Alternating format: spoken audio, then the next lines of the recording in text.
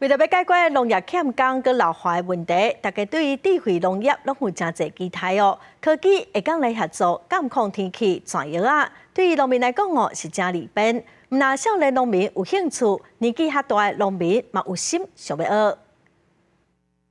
一大片乌仔田伫咧高雄架线的山峦顶悬，若靠人工巡视，就要开未少时间。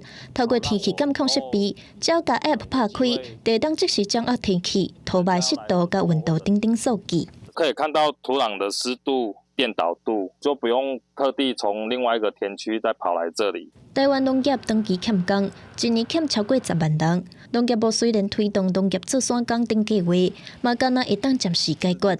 针对这个问题，高雄市最近引进智慧农业，像自动护水、自动除药等技术，会当帮助农民省时和省力。联动方式，我其实在家设定好，我就省了半天的时间。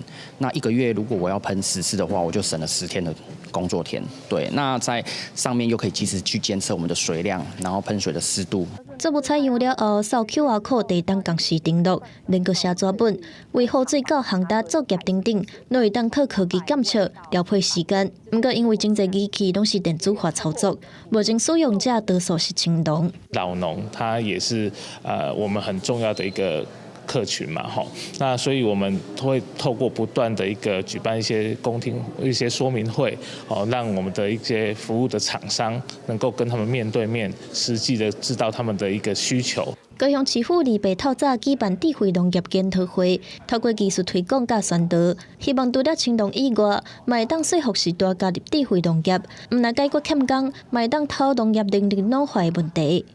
记者综合报道。